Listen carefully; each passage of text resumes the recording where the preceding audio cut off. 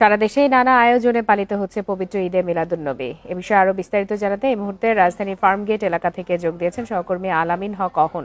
অহন, কিছুক্ষণ আগেও আপনার সাথে কথা হচ্ছিল, আমরা দেখছিলাম যে বর্ণাঢ্য শোভাযাত্রা বের করা হয়েছে, বাস নিয়ে যাচ্ছেন এই দিনটি পালন করতে সাধারণ মানুষ। সেক্ষেত্রে এই মুহূর্তে র্যালিটি কোথায় অবস্থান করছে এবং আজ আর কি কি আয়োজন রয়েছে রাজধানী জুড়ে? র্যালিটি এই মুহূর্তে কারওয়ান বাজারে অবস্থান করছে। আমি সেই দৃশ্য দেখাতে চাই সরাসরি।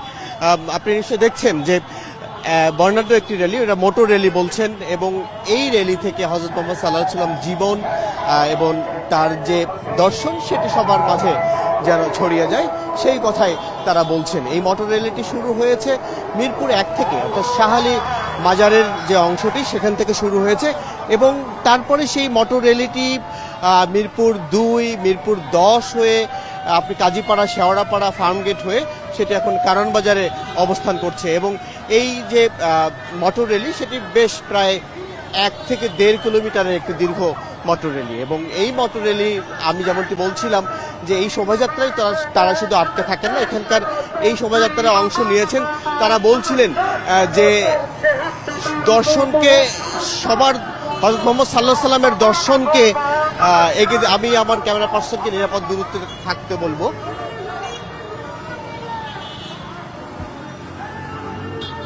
দুঃখিত, আপনি জেনে থাকবেন যে এই শোভাযাত্রাটি যখন শুরু হয় তার আগে তাদের রক্তদান কর্মসূচি ছিল, এবং সেই যে কর্মসূচি সেখান থেকেও তারা সমাজের জন্য, অর্থাৎ এই দেশের কল্যাণের জন্য যেসব কাজ রয়েছে সেগুলো করতে বিশেষ করে তরুণ প্রজন্মকে উৎসাহ দেন। এবং এই মোটর র্যালির শুরু হওয়ার আগে রক্তদান কর্মসূচির কথা আমি যেমনটি বলছিলাম, এটি শাহবাগ ঘুরে আবারও মিরপুর শাহালিতে গিয়ে শেষ হবে, এবং এর মধ্য দিয়ে আমি যেমনটি বলছিলাম যে ইসলামী যে দর্শন সেটি সেই চিন্তাধারাকে সবার মাঝে ছড়িয়ে দেওয়ার যে চেষ্টা সেটি চলছে।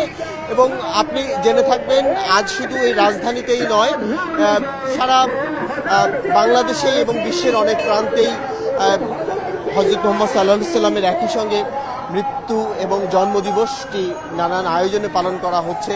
আমরা দেখছি আরো নানা আয়োজন রয়েছে। জি, আলামিন হক অহন, আপনাকে অনেক ধন্যবাদ।